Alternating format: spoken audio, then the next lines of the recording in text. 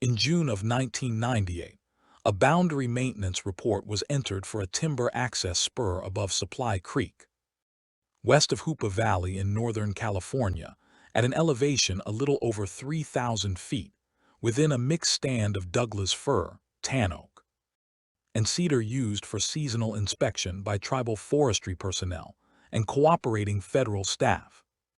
The report identified damage to a deer exclosure fence, irregular depressions in saturated soil along the north perimeter, and a temporary interruption of normal wildlife sign in a corridor where black bear, mule deer, and gray fox activity had been recorded on prior surveys during the same month. Weather conditions were listed as overcast with intermittent ground mist. Soil retention was described as good, photographs were taken, measurements were logged.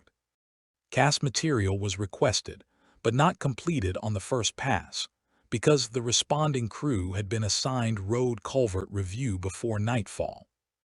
The field note stated that no immediate threat to public access had been established. It further stated that the impressions could not be assigned to a known protected species without secondary review, and that fence damage remained consistent. With heavy contact from a large animal, that was the phrase used, heavy contact. What the note did not explain was why one impression sank deeper into compact ground than the boot of the ranger who measured it. Even though the ranger weighed more than 200 pounds, and the soil held his heel at less than half the depth, it did not explain why a strand of coarse dark hair had been found caught in splintered cedar at a height no black bear on that ridge was expected to reach from a standing lean.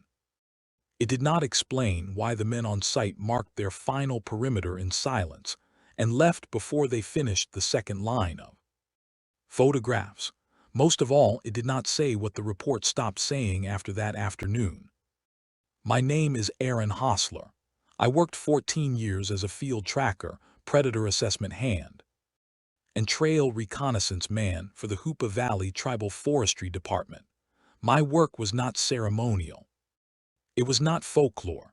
I identified movement on the ground, documented kills, followed injured game off road cuts, flagged problem areas for logging crews, and translated what the land was showing into something a supervisor could enter in a file. I came to know this matter because I was the man called in on the second day, after the first report was taken, and before the federal review was narrowed into language it could survive.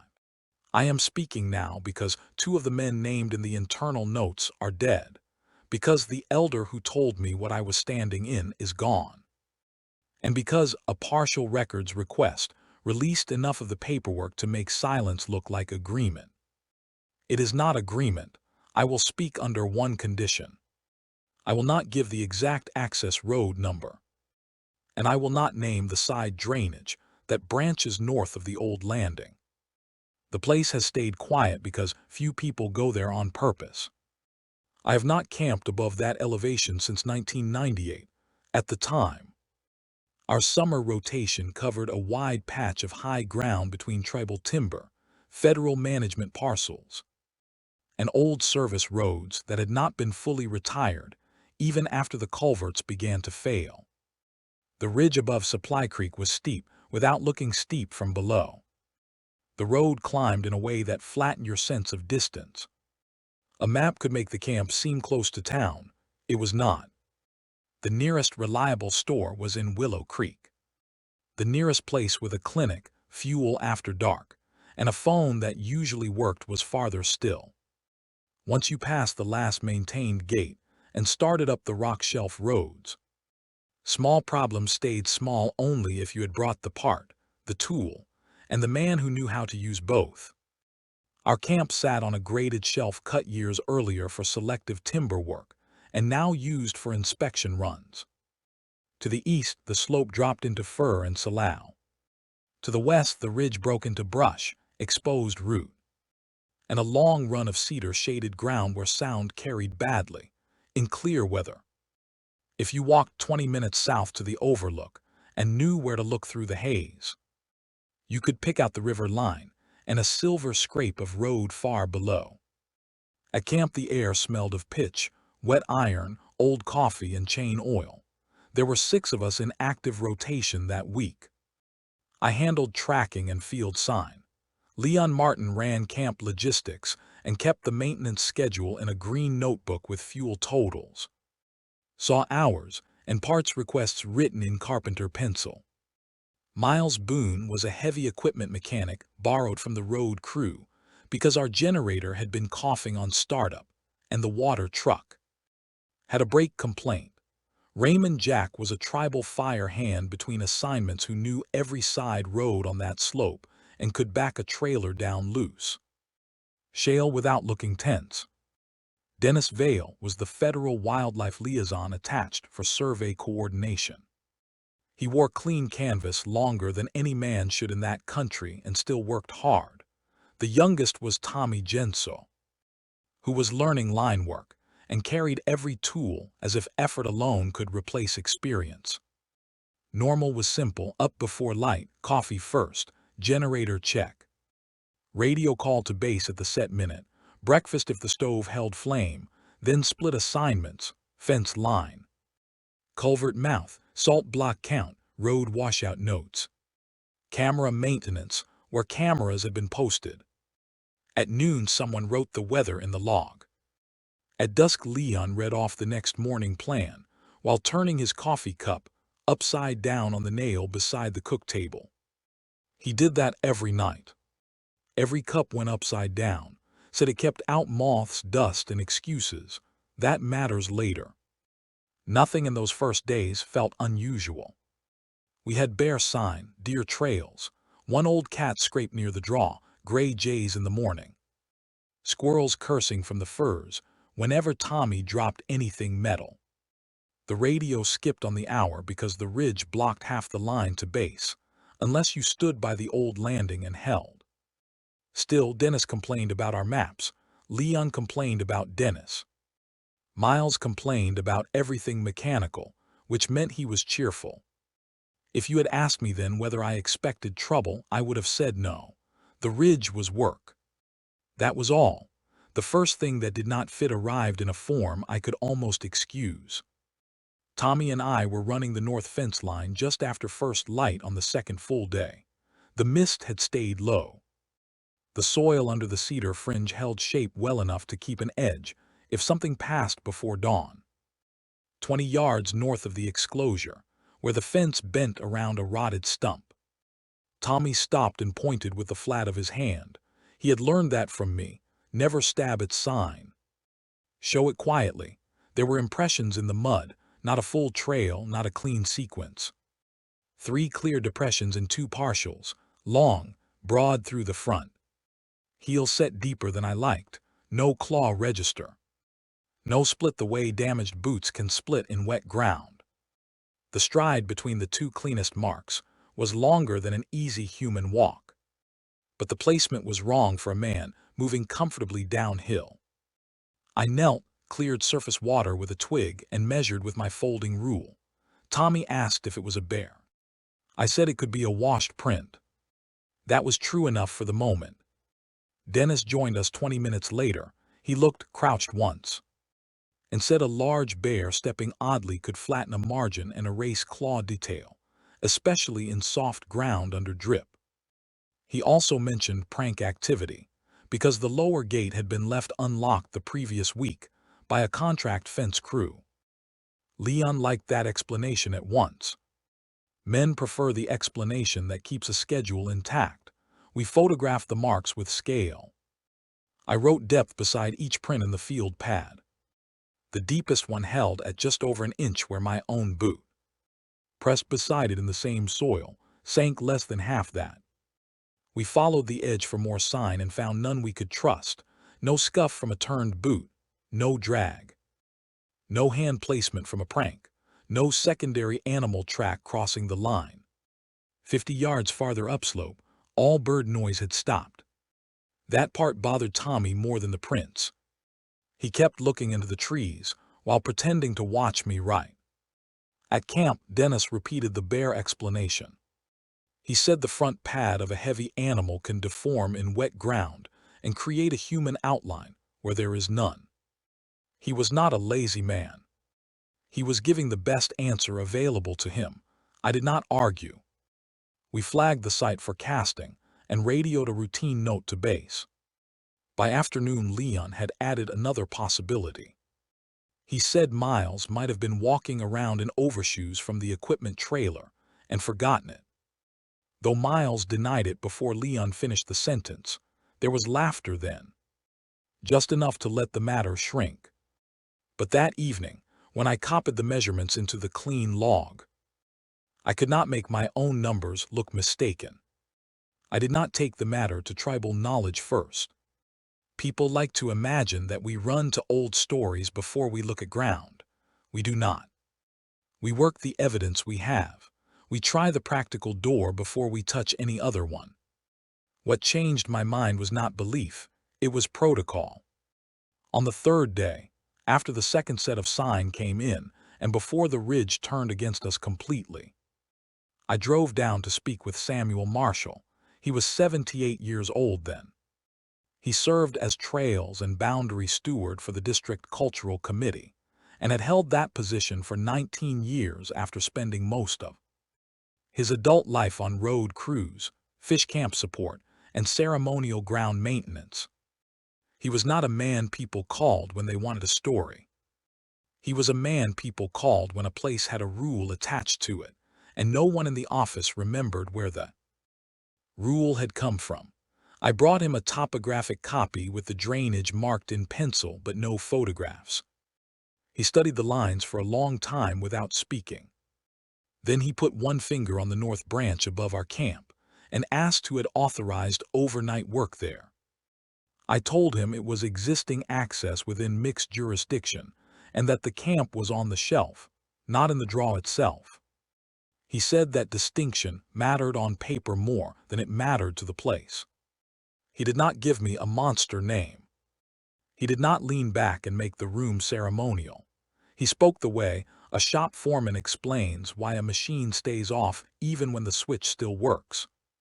He said the old designation for that reach of ground, in the way it had been explained to him by men older than himself, meant the place where the trail is watched from the trees.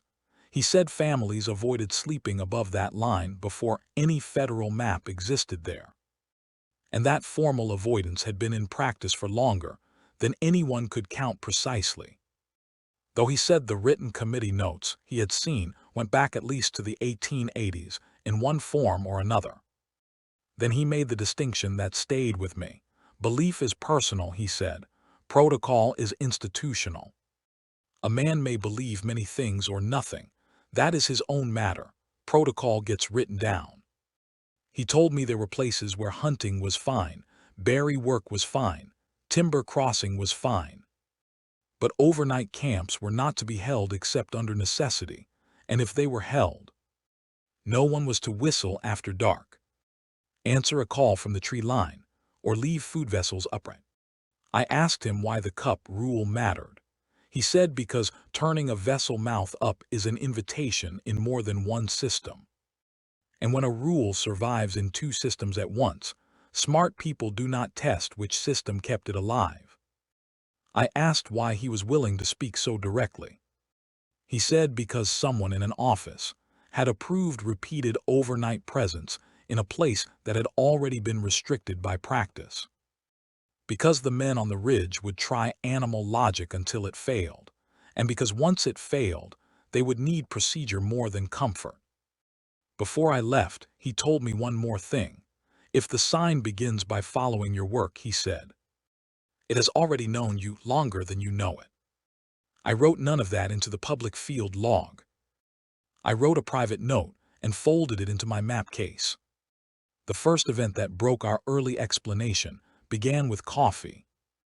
Leon had risen before me and already had the pot going on the propane stove when I came out of my tent. The air was cold enough to sting the teeth. The generator had cut cleanly through the night for once. And Miles was pleased with himself for having adjusted the fuel line without replacing the pump. Tommy was trying to knock mud off a shovel with a stick. Nothing in camp looked touched. Nothing in camp looked wrong. Leon reached for his cup on the nail beside the cook table and stopped. Every cup had been turned upright. No one admitted doing it. That by itself meant little. Men forget what they touched before sleep. But the cups were not only upright. They were aligned in a straight row by handle, all facing east. All dry inside despite a fine mist that had settled over the table and canvas through the night. Leon accused Tommy. Tommy denied it. Miles said wind could have done stranger things on a shelf road. Then we heard the woods. Or rather, we heard the lack of them. There should have been squirrel chatter by then. Jays. At least one complaint from a raven over camp scraps. There was nothing. The silence was not broad, it was shaped. It held mostly to the cedar edge north of camp, where the ground fell away into the draw. Dennis said a cat might be near. That was possible. A good cat can drain a hillside of noise. So I took Tommy and Raymond to the fence line to see what the morning had left. The ground at the north approach showed a clean sequence this time, 5 prints, then 7. Then a turn that did not continue toward camp and did not continue away. They ran along the perimeter at a distance that stayed nearly constant. As though whatever made them was matching the camp line without crossing it. There were no claw marks, no knuckle. No tail drag. Step length changed on the slope but not by much. Which is wrong for a heavy bear traveling broken ground. On one soft patch, I set my hand beside a print and could not cover the width with spread fingers. Tommy said we should cast them right there. We did. While plaster set, Raymond walked farther north and came back with his face emptied out.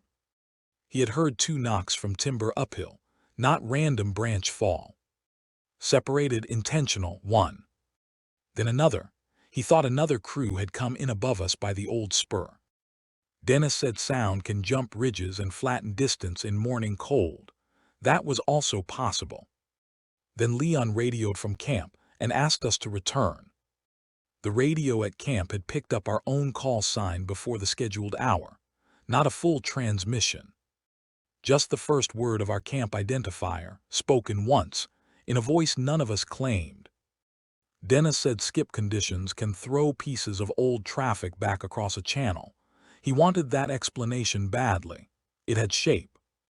It had precedent. It belonged in a world where equipment aged and weather bent signal.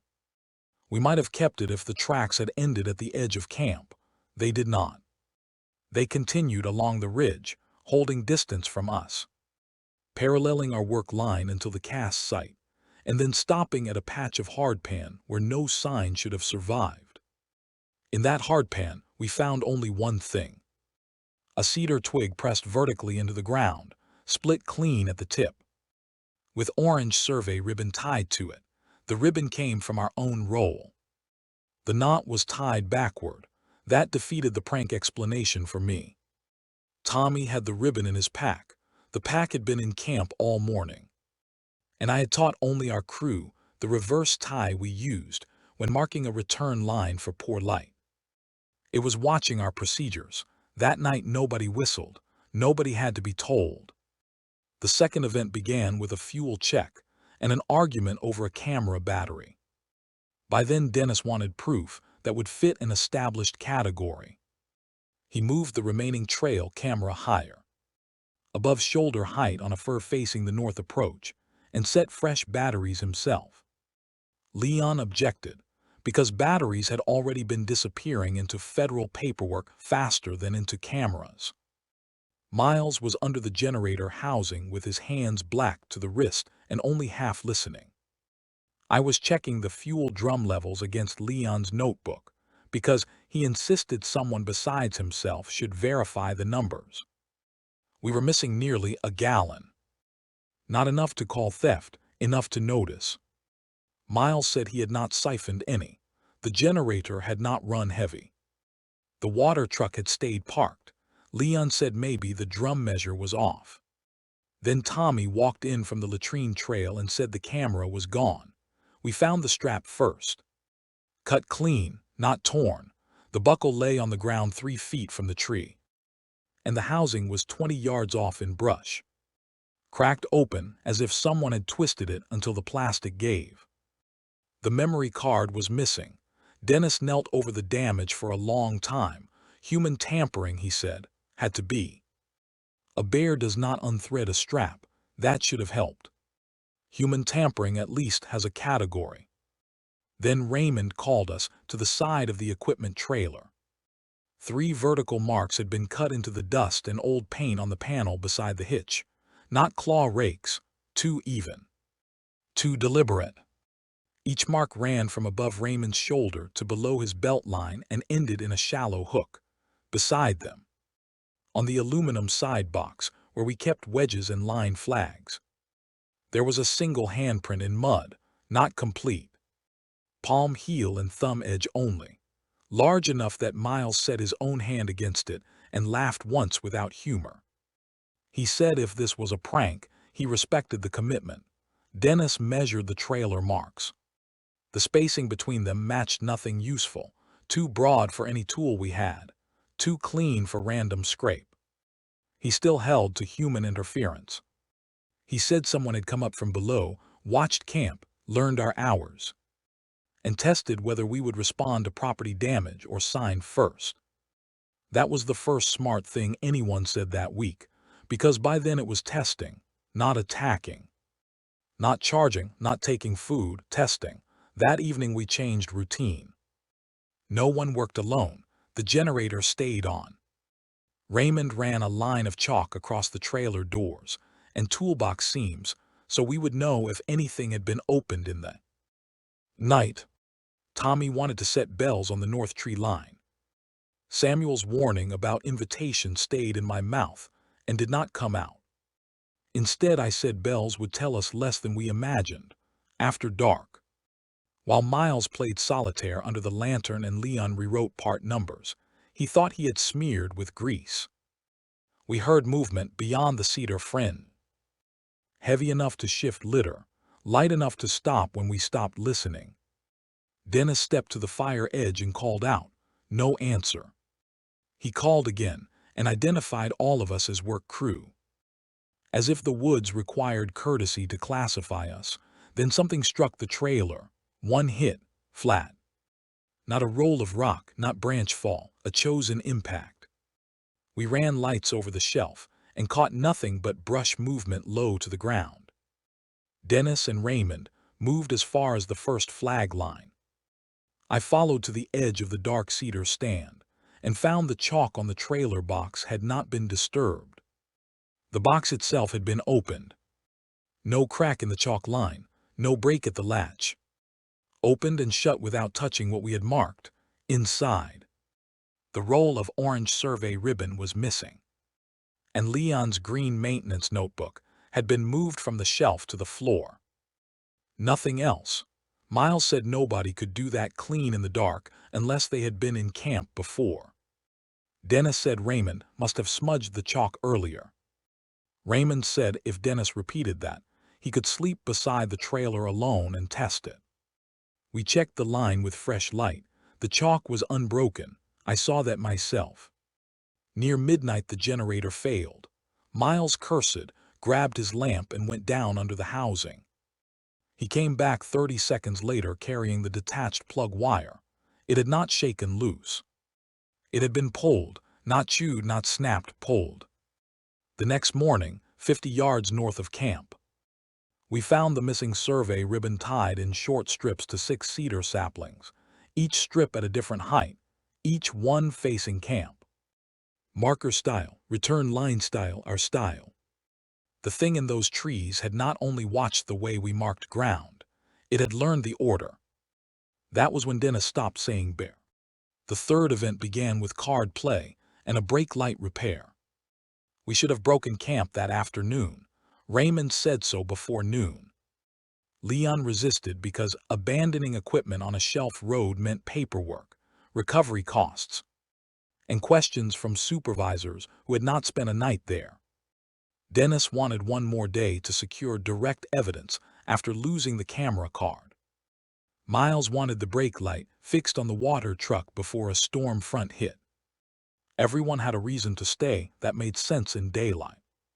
By evening the sky had gone low and metallic. Wind moved above us without touching the shelf.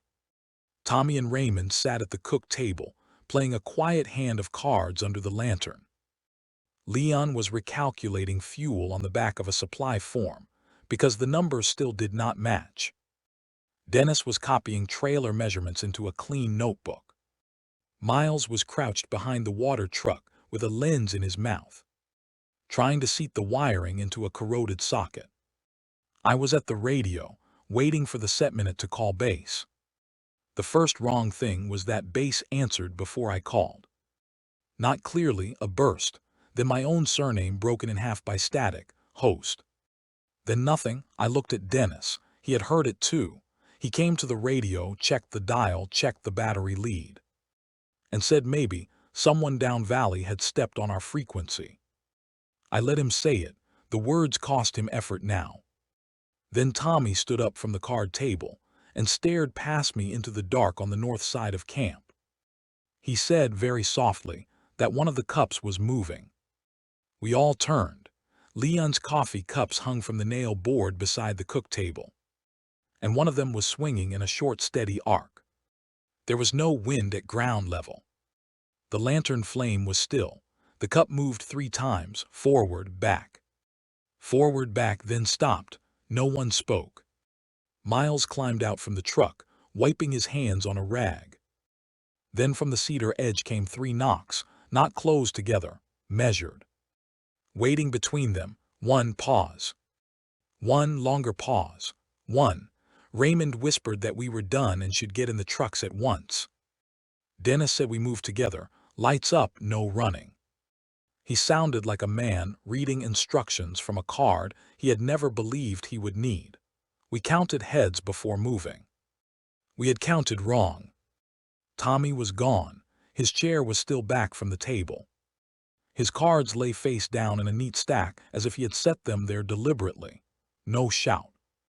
No footfall. No branch crash. He had been beside the lantern 1 breath earlier and gone the next. We called his name once, twice. No answer. Raymond ran toward the north line before I could stop him.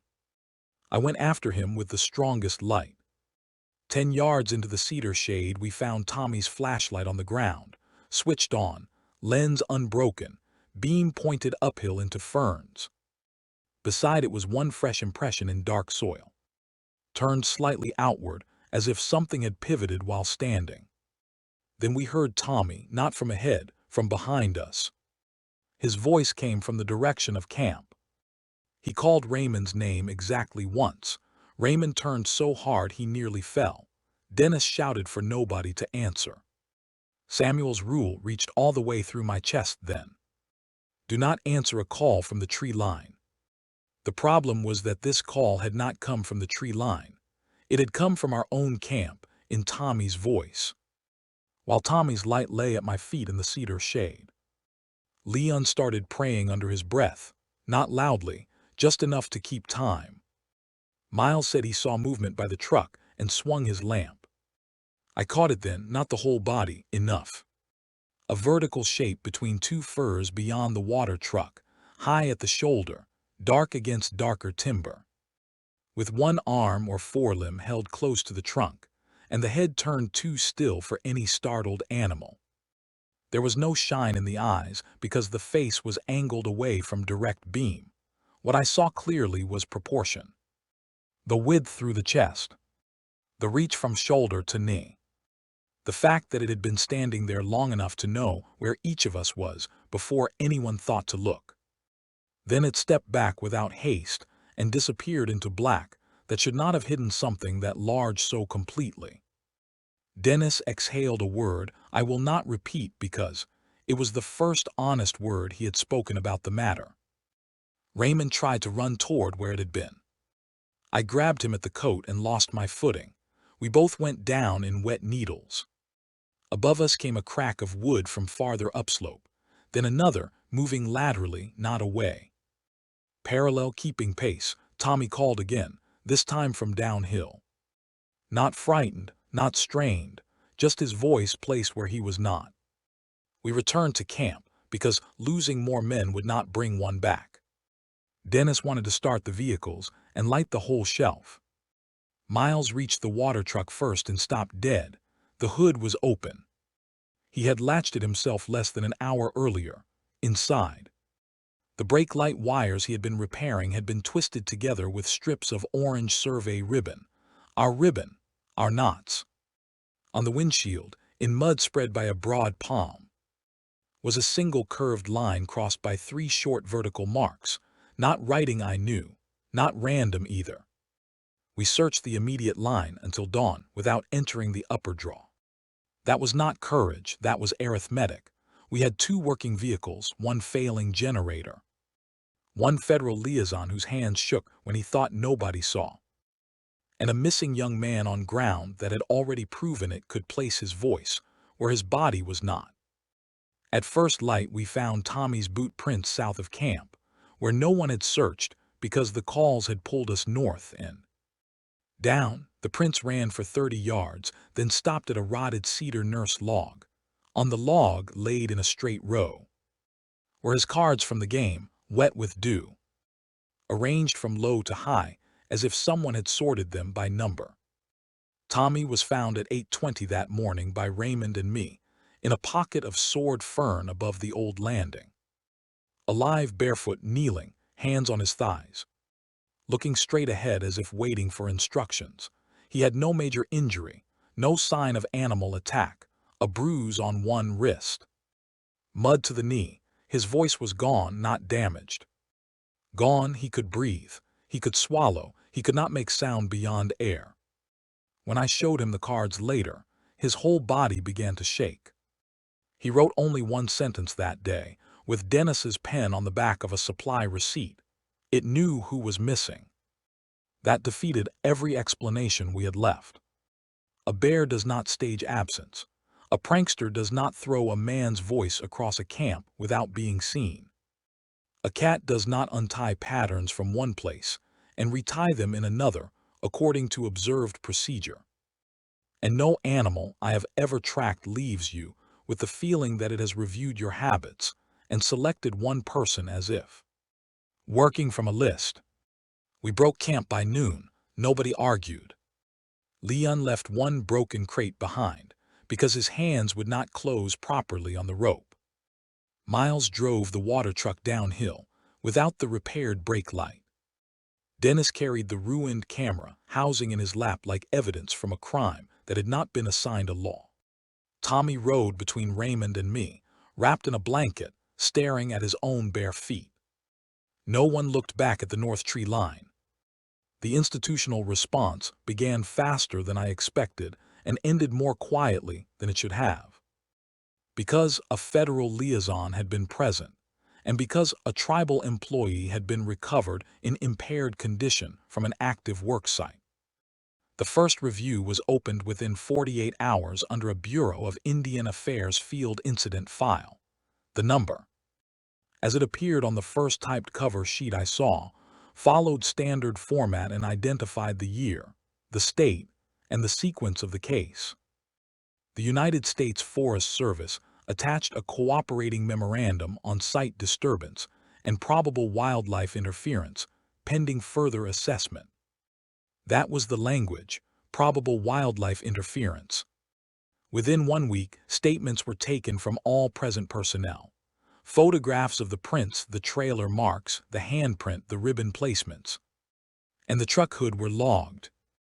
The damaged camera housing was entered, though the missing card was simply noted as unavailable. Tommy was interviewed twice, once by a clinic physician and once by an investigator from outside the district. His loss of voice was documented as acute stress response, without physical trauma to the throat. He never recovered useful speech on the matter, while I remained in contact with him. The official timeline narrowed itself by stages. First, an unclassified disturbance event, then a possible trespass matter, then a composite explanation involving wildlife damage, equipment fatigue, camp stress, and 1 temporary disappearance by a disoriented crew member. Every part of that language reduced the burden of the part before it. If damage could be called wildlife, then the marks needed no agency. If the open toolbox could be called crew error, then the chalk line became memory failure. If Tommy could be called disoriented, then the placement of his voice no longer required documentation, because no form existed for that category. One person tried to stop that narrowing. Her name was Lena Morales. She was a district biologist, assigned secondary review on the print photographs and hair sample. She wrote a continuation note arguing that gait pattern, depth ratio, and behavioral sequence did not support black bear attribution, and that the repeated interaction with camp procedure warranted expanded inquiry. She also noted, in careful language, that witness consistency remained unusually high across personnel, with conflicting temperaments and institutional loyalties. That was a brave sentence in office prose. Her note went nowhere. The hair sample was marked insufficient for conclusive identification after chain of custody issues were raised over temporary field storage. The prints were classified as indeterminate due to substrate distortion. The trailer marks were listed as possible tool contact from unknown source. The voice issue never entered the main summary at all. Follow-up promised in the file included a return site survey, additional camera placement, and consultation regarding overnight work restrictions in the upper drainage.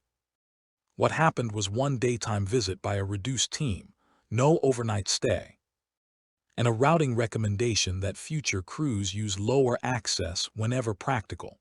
Whenever practical. That was how the place was dismissed, not disproved, not explained, rooted around. Within months, Tommy transferred out. Dennis requested reassignment. Lena's continuation recommendation disappeared from the packet that circulated most widely. I know because I saw one copy with it and 3 copies without it. The file did not close in the satisfying way people imagine government records close. It thinned. It starved.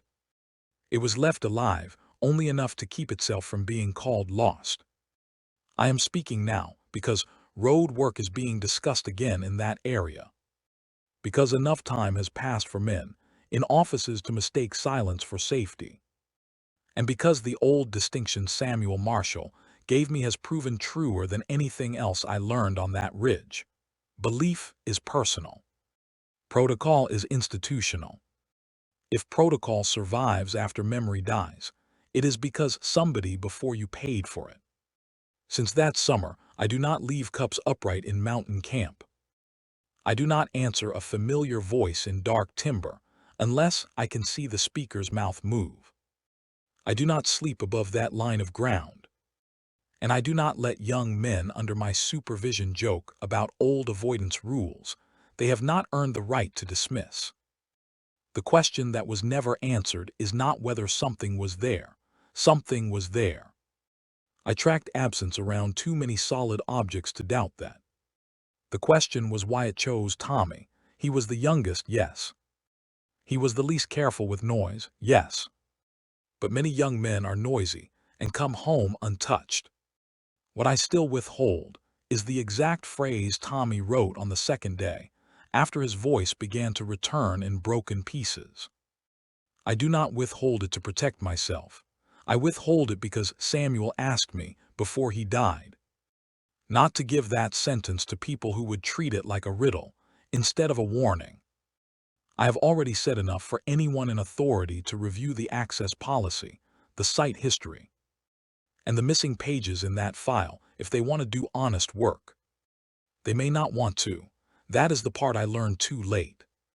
Places do not stay unmarked because no one noticed them. They stay unmarked because enough people noticed them and decided the cheaper response was to stop asking for a category that would force them to answer. The ridge is still there. The north drainage is still there. The file, to the best of my knowledge, was never closed in a way that would survive a determined request. And if a crew goes back high enough, stays long enough, and keeps enough of its habits in plain view, I do not believe the first thing that notices them will be discovering them for the first time.